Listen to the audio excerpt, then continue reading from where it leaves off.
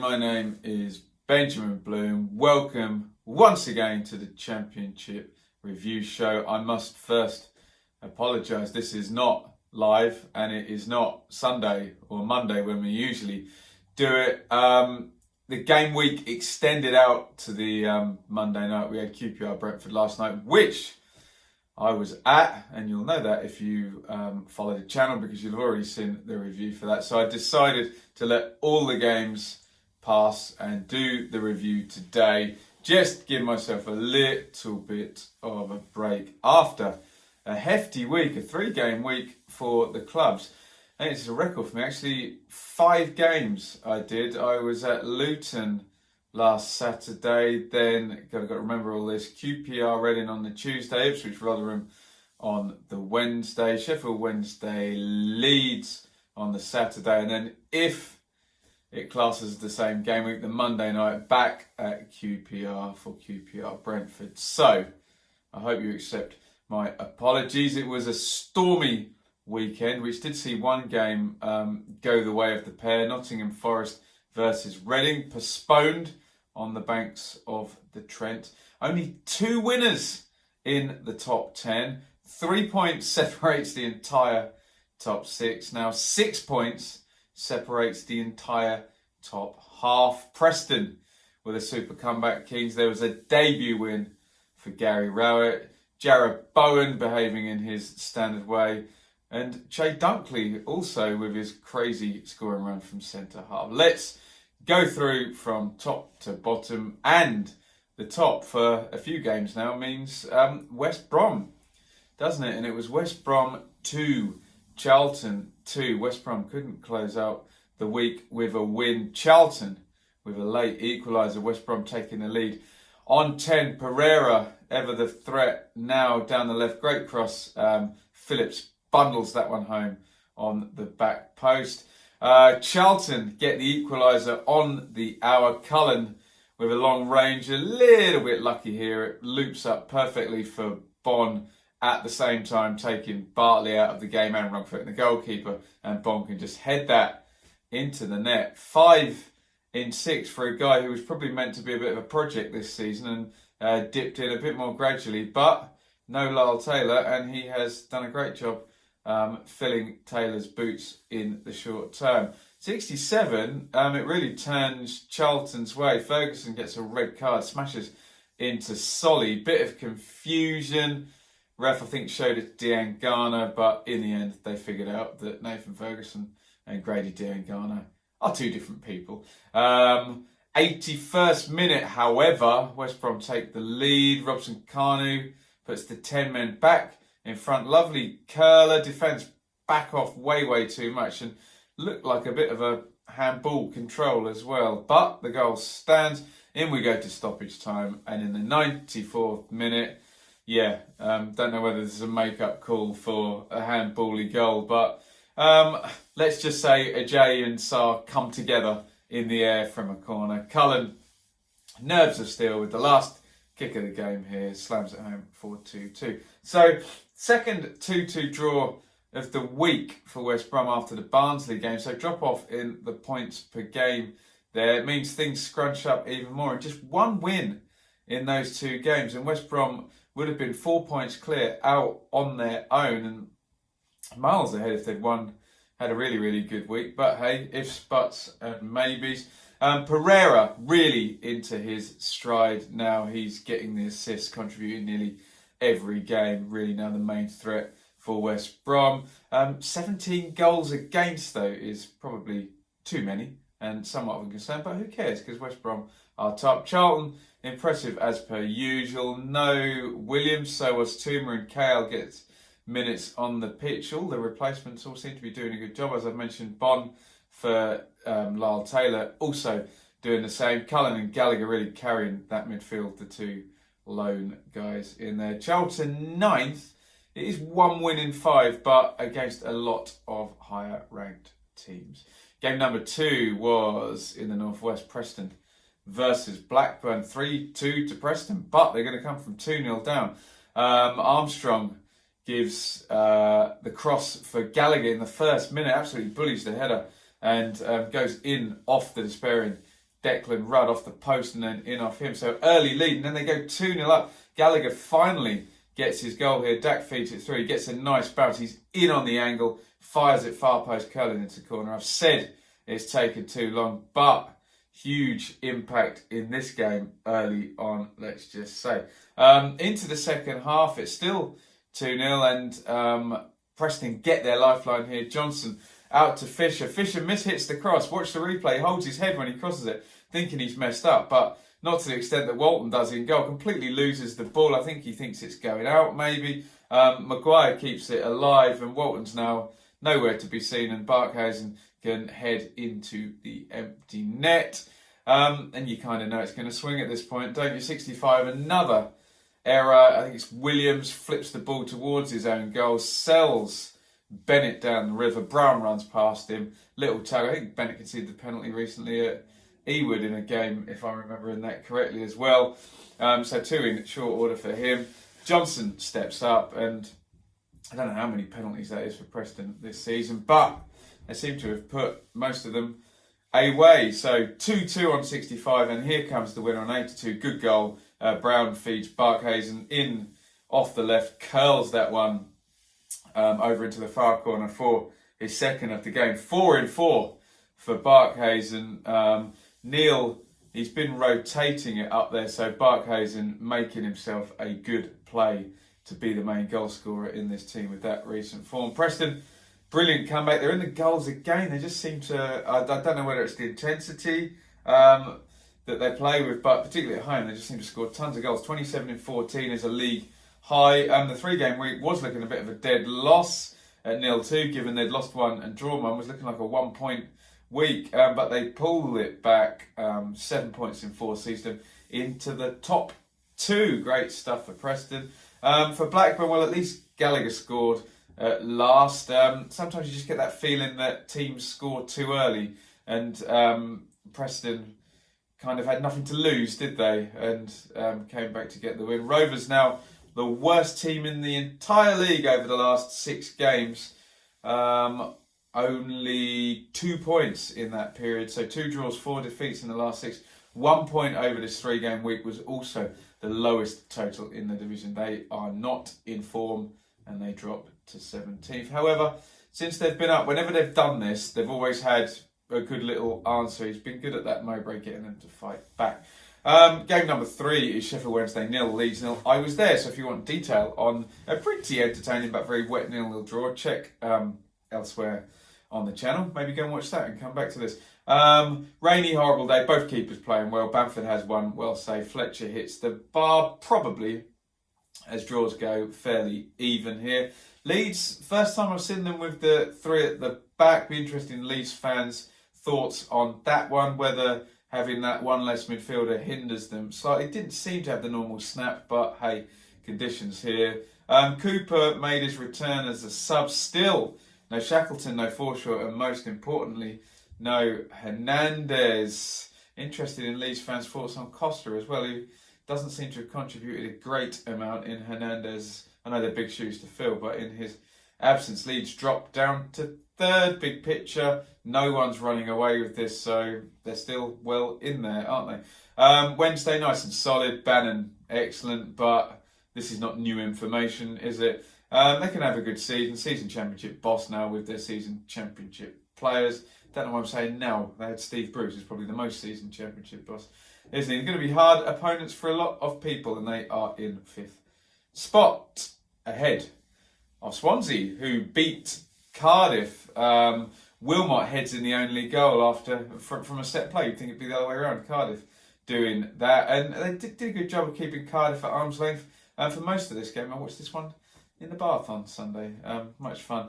First South Wales derby in 5 years. First win in 4 for Swansea after a drop off that we've been talking about. But hey, everyone has been inconsistent, haven't they, at the top there? Hence why it's all got bunched up. Good teams stretch the league out, don't they? Swans in 4th. Have I got that the wrong way around? I said Wednesday were above them. Sorry, I stand corrected. I'm sure someone will have commented me on that. Cardiff is just not clicking at all, is it? I expected them to be well in the top 6 by now. Warnock works on the Glatzel and Ward conundrum by just playing both of them instead of choosing one or other. Perhaps losing out a body in midfield. Is Swansea the wrong team to do that against? Does it matter with Cardiff being so quite direct? Who knows? Whatever. It is not working. 2 points in the last 4. 1 win in 6 for the Bluebirds. Cardiff 14th out of the top half. Game number 5 is Bristol City 2, Wigan 2. Bristol City, another team with a chance. Leeds could have, Sheffield Wednesday could have, and Bristol City could have all gone second if they'd not drawn this weekend and got a win. Bristol City take the lead. Long throw in. Wigan have loads of chances to clear this. Evident they don't take any of them. Come back to Rowe on the corner of the box. Cross shot. Vyman, who's been very consistent for Bristol City. He's not the main goal scorer, but he has put his end up in the absence of Phoebe. He's still doing his job kind of as the second guy up top there. Rowe's cross shot finds him, I think, more by luck than judgment, but Vyman steers it in nicely. And then Shay Dunkley, the centre half, for the second time this season, is going to get a brace, which is ridiculous, and go up to 5 goals in 13 appearances, which most strikers would probably be happy with as the start of a season, wouldn't they? Kiefer Moore from the corner flicks that one on. A nice volley in from Dunkley. And for the second one, big climb and powers the header in, too hot for Bentley to handle there. And at 2-1, Gavin Massey misses a big chance, loads of time clear, 1-on-1. That could have been 3-1 and game dead and buried. But unfortunately, Wigan playing away from home is never dead and buried, is it? And Pereira heads home for 2-2 from a corner. As I mentioned, Bristol City could have gone second. They stay in 6th, but given Wigan don't tend to get many points away from home, they'll consider this that they might have got a little bit more. 6th place for Bristol City. Wigan, well, they'll win away one day, won't they? Dunkley, brilliant for him. Already his second double, but Wigan, in the last 2 games, we've picked out big chances that they haven't taken. They are 18th, 7 points in 5, I suppose. If your glass is half full, at least the chances are coming. Better to be missing them than not getting them at all, I get. But hey, clutching at straws somewhat here for our friends. In Wigan, even further north, was Borough 0, Fulham 0. A result coloured by the fact that Marek Rodak was sent off after 17 minutes. Out he comes charging out, and if I've got my laws right, that is denying an obvious goal scoring opportunity, not deliberate handballers. I am led to believe. Let me know if I'm wrong about that. I think that's the case. Fulham survive with 10 men, however, and head home with a point. Noma thought he'd got into the team, and he's the one that gets sacrificed having got his first start. I wonder if Scott Parker will honour that in the next game. We will see, because he only got 17 minutes in this one. Fulham just on the edge of the playoffs. 1 defeat in 9, but only 3 wins in that period means too many draws for Scott Parker. But it's not a sprint race at the moment, is it? Lots and lots of bunching up and lots of inconsistent teams not putting a run together just yet. Everyone's waiting for someone to go and nobody's going, are they? Borough, just not enough threat in front of goal, do they? Should have won this one. Looking at the XG would have intimated that they would have had a pretty good chance of winning. I think like 2.5 to 0.5 or something like that. 3 goals in the last 7. Though not happening there. They've gone for the 3-5-2 now, sticking with that after the 4-3-3 that Woodgate tried out was ditched. Borough into 22nd and into the bottom 3 now, 1 win in 10. Game number 7 is another one I was at, QPR Brentford, so check out the review and the match experience as well for this one. 23 Watkins heads home from Mbuemo's cross.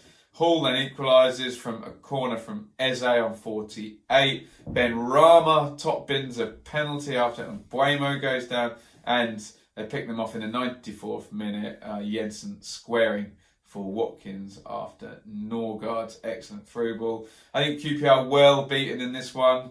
Bright Samuel a threat when he moved off to the right. They struggled to get Eze and Chair on the ball. Struggled at the back again. 26, 27 against, is it? In 14 games. Rangers 8th.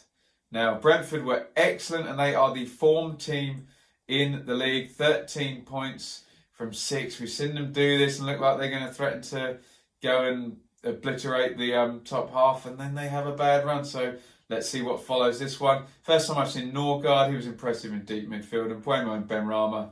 Well, we know all about Benrahma, but Mbuemo, a nice partner for him on the wings. And Watkins converting all the chances that are getting made for him. Now moving on to 10 goals. Do we get a nice Brentford run, or are they going to confuse all us and, go against the metrics as they tend to do so? Brentford 12th, only 6 points off the top though, hey?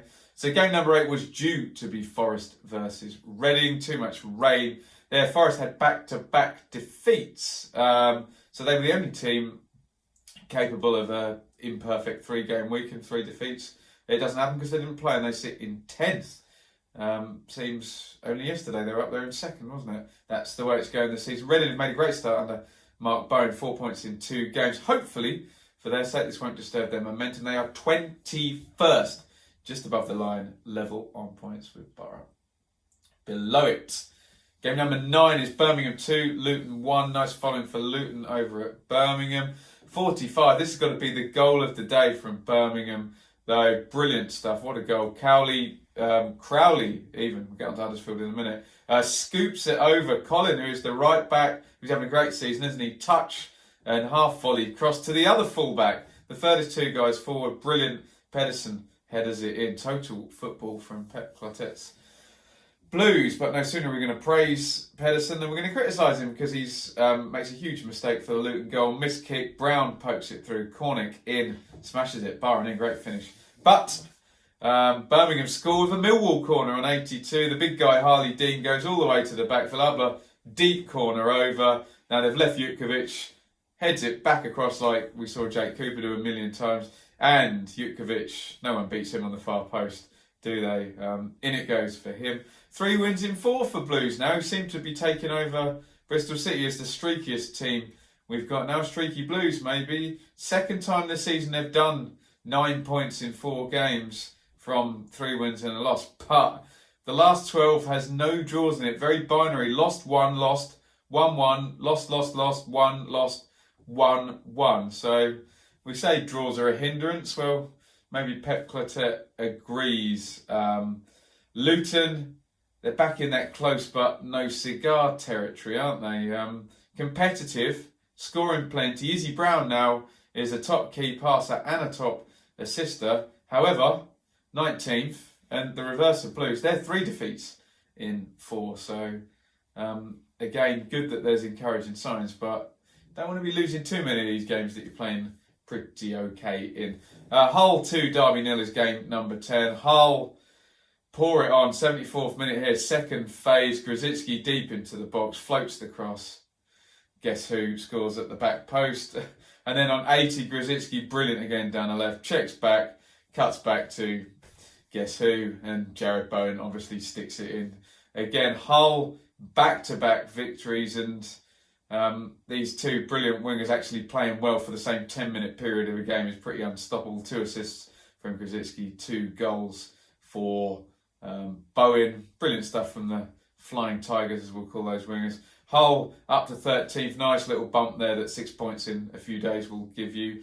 Hull, Derby, still inconsistent, aren't they? Dowell got another try in at number 10. He'd been out in the cold recently, so it still looks like Koku throwing stuff at the wall and seeing what sticks, but not good today. Game 11 is Millwall 2, Stoke 0, and Gary Rowett gets a win on his first game as Millwall boss. 28th minute, Jed Wallace down the right, drives the cross, great feet from Ben Thompson, adjusts and volleys that one in. He thinks he's Shay Dunkley, for goodness sake. 75th minute, Wallace, he seems to carry the ball forever all the way into the penalty box. Clumsy, wins himself a penalty there, smashes the penalty in himself. 3 goals and an assist in the last 4. They've all been penalties, haven't they? Against Leeds and against Brentford and here against Stoke. I think they have, yeah. But Jed Wallace in nice form. Rowett starts with a win, keeps continuity, doesn't change a lot. We're all waiting to see whether, the style changes from what Neil Harris was famed for. I think I've got a cold coming. This is not good, is it? 7 points in the last 4, though, is a nice little cushion for Rowett to start with. That puts Millwall in 15th. Stoke, are they going to go on another losing streak now? 2 defeats in a row after those back-to-back wins. And going into the next international break, it's West Brom at home, so top against nearly bottom. And then a big game is Barnsley versus Stoke. Will take us into the international break with one team looking for a manager, possibly still, and one manager hoping to cling on to his job when we thought he got himself safe. Stoke remain 23rd. Finally, as The Rock would say, Huddersfield, excuse me, God, I'm struggling along. Huddersfield 2, Barnsley 1. Grant crosses low for Schindler to tap home. Grant himself gets the second. He's having a good season, Colin Grant. O'Brien slides him in, lovely curler into the far corner. Brown gets one back, surprises everyone. Quick turn and shot after Anderson recycles from a corner. But Huddersfield hold out for the win. They're moving along really nicely. Grant on to 8 goals now. 3 wins in 3 draws from the last 6 games. Smells like 2 points per game to me, so in really good form. Huddersfield up to 20th. Barnsley, no wins in 13 games. Bottom of the league, still tied with Stoke on points. They do not have a manager still. But apart from that, it's absolutely great there. And I will be going there on Friday to see Barnsley versus Bristol City. That will not be a day off for Barnsley either. So the form table says Brentford at the top, Huddersfield, no surprise with those two, but Fulham third in the form table. I think most people are seeing Fulham as kind of underachieving and dropping off a little bit, but the points say otherwise. I do keep reiterating though, nobody is putting together a big run now. We're 14, I haven't league table in front of me. I don't think West Brom are 2 points per game, are they? So not the fastest scoring championship we've had in recent years. Top scorers, Mitro still out there on 11, still dining off that hat-trick. Watkins double last night, moves him on to 10. Grant, Bowen and Johnson all go on to 8. Bowen with a brace there. Always remember with Bowen, he plays on the wing, and with Johnson that he's playing as a number 10. So big kudos then. The QPR pair of Hugo and Wells stay on 7. Brown and Pereira now joining Johnny Williams on 5. Expect them to go past because Williams is unfit again. And our key passers, this really is revealing the list we've got at the moment. 10-1. Listen to this. All the players that make these midfields tick. Bannon, Kearney, Klitsch, Benrahma, Pereira, Mowat, Downing in the top 3, Brown, Hernandez and Swift. So that key passer statistic, I use Who Scored, check it out there. Really revealing with these progressive players because they're all the ones that the eye test says that guy's making them tick. Thank you very much for watching. Thank you for waiting. Sorry, there was no preview. I was too busy with all the 3 game weeks. The first one I've missed, so I do apologise.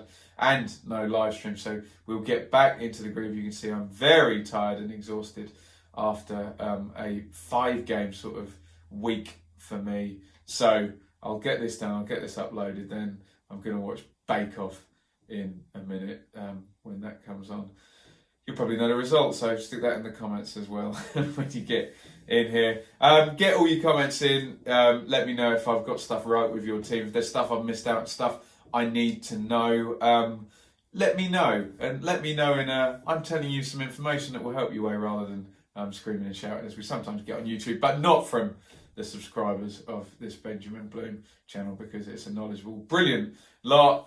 If you are already a subscriber, you won't need to hear this bit, but if you're not subscribed, ring the bell, notifications, loads of championship content. Follow me on Twitter at Benjamin Bloom, where I plug all the videos I do here, and you can support on Patreon, patreon.com/Benjamin Bloom. You can make like a one-off pledge to help me out with my tickets and fuel and trying to make this a full-time venture, or you can subscribe each month, just help a brother out, see how far I can get with this waffling about football as we build the subscriber numbers, coming up to 8,000 now, which I'm really happy about, and we can change, hopefully when we get to 10,000 we can change that certificate there, which is now over 6 months old, so hopefully those subscriber numbers will tick up quite nicely. Thank you everybody for watching. We will see you again for the preview, which I promise will be a live stream on Thursday. God, that's only 2 days away. Right, I'll get organised. Thank you everybody for watching. Over and out.